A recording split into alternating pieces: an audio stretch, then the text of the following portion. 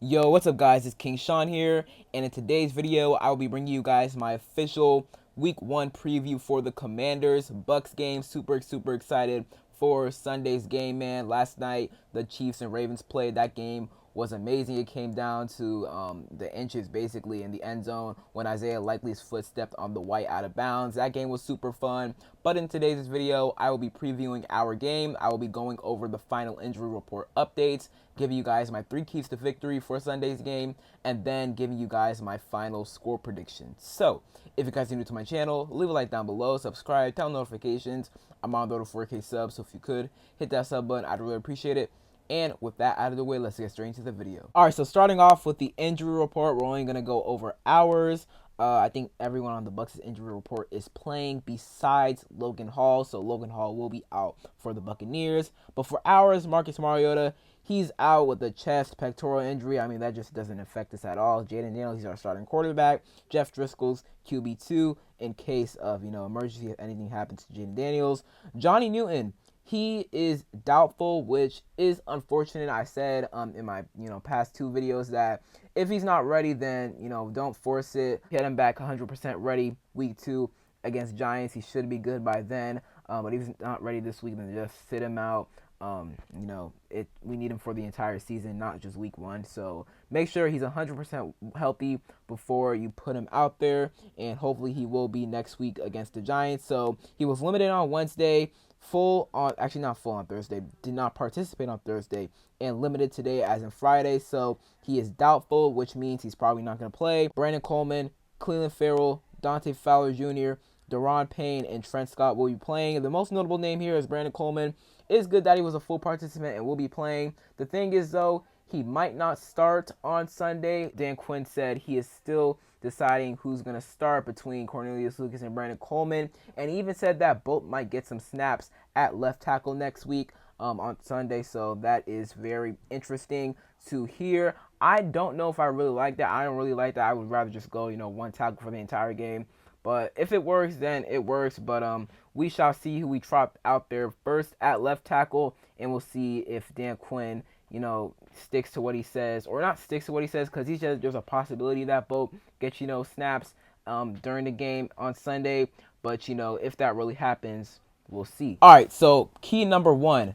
Stopping the Buccaneers wide receivers, and by stopping I mean containing them, because you're not going to totally stop them. I mean, Mike Evans, he's an elite wide receiver, arguably a top 10 receiver in this league, had I think over 1,100 yards last year, and obviously y'all know that he's opened his career with a 1,000 plus receiving yard season in every single season of his career, which is absurd. Future Hall of Famer, no doubt about it. And then Chris Godwin, he's a really good number 2 receiver to Mike Evans as well. So our cornerbacks, they're going to be challenged, and Emmanuel Forbes, Benjamin St-Juste, they're probably going to be our starting outside quarterbacks. Michael Davis will probably get some snaps as well, but it's mainly going to be Benjamin St-Juste and Emmanuel Forbes. Chris Godwin, he's going to be covered by Mikey Sanders still a lot, because he works in the slot a lot. And I know that Jalen McMillan is another receiver that the Bucks have. He can work in the slot as well and on the outside. All the Buccaneers receivers are versatile. They can work on the inside and outside,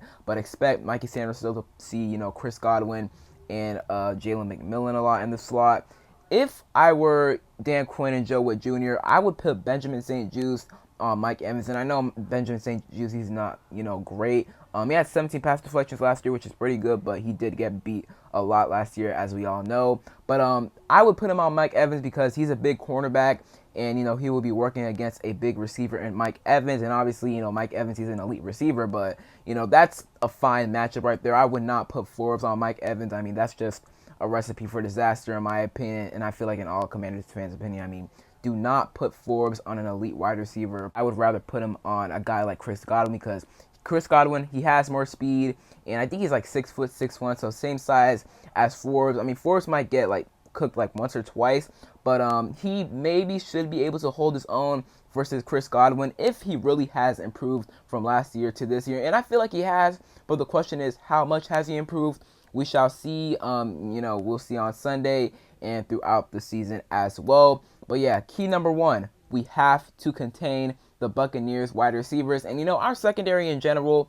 it's not bad. I mean, our safeties are pretty good in my opinion. Obviously, Mikey Sanders still really good slot cornerback, but it's really just our boundary cornerback. So Benjamin St-Juste, Emmanuel Forbes, they have to lock in. They have to play much, much better this season. Key to victory number 2, getting pressure on Baker Mayfield and then creating turnovers. So let's start with creating turnovers because that's something we've struggled with over the past couple of years now, like 4 or 5 years now. It's been bad. We haven't been able to create turnovers under Ron. We just didn't create turnovers like at all. I think the most turnovers we had was probably back in like 2020, so Rivera's first year, and after that we just couldn't create turnovers. I mean, it was bad. It really was bad.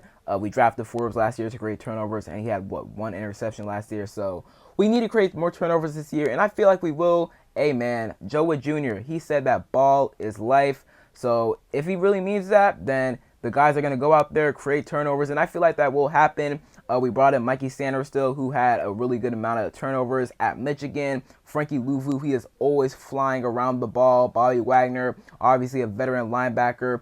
He's going to have a really good influence on a guy like Jamie Davis and other linebackers and the whole defense as well.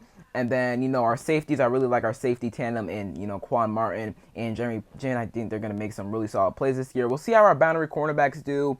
Our defensive line is pretty good, especially our interior defensive line. Our edge rushers could definitely be better, but I do like Dorrance Armstrong potential now as a defensive end number 1, and not, coming in as a rotational guy to Micah Parsons and DeMarcus Lawrence. So we'll see what he does in his bigger role with this team. And then Dante Fowler, he can rush off the edge as well. And then Cleveland Farrell, he's not the greatest pass rusher. He's more of a good run stopper. Doesn't do much in the pass rush game, but we'll see if he provides something in the pass rush game on Sunday. So, yeah, we got to create turnovers. And then pressuring Baker Mayfield, getting pressure on Baker Mayfield, that's another important thing. Force Baker Mayfield to get rid of the ball. The Buccaneers offensive line is pretty good. I would say they only allowed like 20-some sacks last year, which is pretty solid. Tristan Wirfs obviously leads that group. The highest paid tackle in the NFL. Actually, I think he's like top 3, some around that range. But he's a really good tackle, one of the best young tackles in the NFL. So he leads that group right there. Their interior offensive line isn't that great. Graham Barton, he's a rookie out of Duke. Center for them, so we'll see how he does against, Jonathan Allen, Deron Payne. We'll see if Johnny Newton plays. If Johnny Newton plays, that would be big, but he's questionable right now, so we'll see if he plays. And then Fedarian Mathis, he was really good in training camp and preseason, so hopefully, his play in training camp and preseason carries over to the regular season. And then they have Cody Mauch as their guard, who I think allowed like 8 or 9 sacks last year, or maybe a little bit lower than that, but he wasn't great last year in his rookie season, but it was his rookie season, so you're going to have those struggles. So, we'll see how our defensive line, how we do against the Buccaneers offensive line, who ain't bad, but just isn't the greatest in my opinion. Their interior offensive line especially. Their tackles are pretty good. Interior offensive line, I feel like we can create pressure from there. So, we'll see what happens, but we need to create pressure on Baker Mayfield and then turn the ball over as well. All right, and my last key to victory is our offense has to perform well. I don't say, they have to go out there and absolute, manhandle the Bucs defense, because that's just not going to happen. The Buccaneers, they have some really good pieces on that defense. Yaya Diaby off the edge. Antoine Winfield, the highest paid safety in the NFL. Probably the best safety in the NFL. I feel like it's Kyle Hamilton, but Antoine Winfield's a very close second in my opinion. And then Vita Vea, one of the best young defensive tackles in the game. So they got some really good guys on that defense, but their defense overall isn't that scary. I feel like their passing defense isn't the greatest. I think they allowed maybe 290 to 300 passing yards a game last year, which isn't great. I know CJ Stroud went dumb on the Buccaneers passing defense last year with I think 470 passing yards, which is insane. That is absurd. CJ Stroud was an absolute dog last year, and CJ Stroud, that's Jaden's boy. So hey man, you never know. I feel like Jaden, he will have a good game on Sunday. He's going to have his rookie mistakes. He might make a mistake or two, and that's going to happen because he's a rookie. But I feel like he'll have a good game. I feel like he'll have 200-plus passing yards, a good amount of rushing yards, maybe a touchdown or two, maybe one on the ground. We shall see. I feel like our red zone offense is going to be very efficient with Jaden Daniels' dual threat ability. Obviously, passing. He's going to be passing the ball a lot to Zach Ertz. Zach Ertz. Draft Zach Ertz in your fantasy leagues. He's going to get a lot of targets this season, especially in the red zone. I feel like he's going to be Jaden Daniels' favorite target in the red zone. Yeah, B. Robin Eckler, who's going to get a lot of touches in the red zone as well. Terry McLaurin, I feel like there's no receiver, or sorry, not receiver, no cornerback on the Buccaneers that can check Terry. Jamel Dean, he's cool. I don't think he can check Terry. And then Zion McCollum, he has high upside. He has good potential, but I just don't think he can check Terry. He started only like 9 games last year, so we really don't know what he really is. So, I don't think anybody can check Terry, but other receivers are also going to have to step up as well because Terry cannot do it all. So let's see who steps up. Will it be Noah Brown? Will it be De'Ami Brown? Will it be Luke McCaffrey? Olamide Zaccheaus? We shall see. I feel confident in Zach Ertz, Ben Sinnott, Brian Robinson, Austin Eckler, and Terry, but we need another receiver or two to step up. So we'll see who steps up. Going to be interesting to see who. And then our offensive line. Can they protect Jaden Daniels? Between Brandon Coleman and Cornelius Lucas, they might both play on Sunday, Dan Quinn said. And I'm not sure if I like that because, that could confuse some things for, the Bucs defensive line, their edge rushers. But for us, I don't really like that. I would just roll out there with, one starting tackle for the entire game. Not sure if I like the idea of, playing both of them, letting both of them get some snaps. So we'll see. I don't really care who starts, to be honest. I think Cornelius Lucas, he's pretty serviceable for the time being. If Brandon Coleman's just not ready yet, then don't play him. I wouldn't mind us playing him, starting him at left tackle Sunday. But if they feel he's not ready yet, then just put Cornelius Lucas out there. And then once Brandon Coleman is ready, then you can start him. But it'll be interesting to see who we trot out there. If I had to guess, I feel like it's going to be Cornelius Lucas because he has been getting the majority of left tackle 1 snaps in practice this week. But we shall see. It could be Brandon Coleman, but same time, could be Cornelius Lucas. So we'll see who we trot out there as our starting left tackle. And then finally, Cliff Kingsbury. How does he do, play calling against the Buccaneers defense? I think he'll do a pretty solid job for the most part. He's going to get, Jaden to utilize his legs. He's going to throw the ball deep at times. He's going to do a good job of utilizing both Brian Robinson and Austin Eckler. Going to get Terry featured a whole lot. De'Ami Brown, Luke McCaffrey, Olamide Zaccheaus, Zach Ertz. He's going to get a lot of targets. So I trust Cliff Kingsbury. I think, his system is an air raid, but I feel like he's going to incorporate the run game a lot into his system now because Brian Robinson and Austin Eckler are 2 dog of running backs. They are absolute dogs in my opinion. So, he's going to have to incorporate the run game a whole lot this year, but he's also going to have, those air raid type plays in his system because he's not going to fully move away from that, but he is, kind of balancing out the run game and the pass game in his system. Now on to my score prediction, and as y'all see, I do have us losing 26-21. I think it's going to be a very close game, but I think it's ultimately going to come down to who makes the less mistakes and our cornerbacks versus the Bucs receivers, and I feel like the Bucs receivers are just way too good compared to our cornerbacks who, I love Mikey Sanders, still a great slot cornerback, but I'm specifically talking about Emmanuel Forbes and Benjamin St. Juste. They just aren't that great right now. Maybe they get better as the season progresses, but I feel like, Mike Evans and Chris Godwin, they match up really, really well against Forbes and Benjamin St. Juste. So I feel like that'll determine, sort of the outcome of the game, as well as mistakes. We might make a mistake or two because we're a really new team and we're still trying to, gel together a little bit.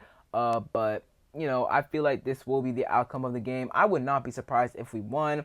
I know a lot of people, some people have been picking us to win, but I think we will lose this game 26-21. The Bucs were a playoff team last year who beat the Eagles in the wild card round, made it to the divisional round, and put up a good fight against the Lions, but came up short. I think they lost like 31-24 to the Lions, something like that. So they were a playoff team. They're still a really good team, and it's going to be tough to beat them. I think it's going to rain on Sunday. Hopefully not, but it doesn't matter. We still got to go out there, execute, perform well, and I think we will perform well, but ultimately we just not make enough plays to ultimately beat the Buccaneers. But I think we're going to be highly competitive against the Buccaneers and every single team we play on our schedule. I think we're going to be highly competitive all year. We raised our floor with the signings and moves we made this offseason, and that, was Adam Peters and Lance Newmark's and Dan Quinn's goal, to raise our floor, and that's what we did. So we're going to be highly competitive this year.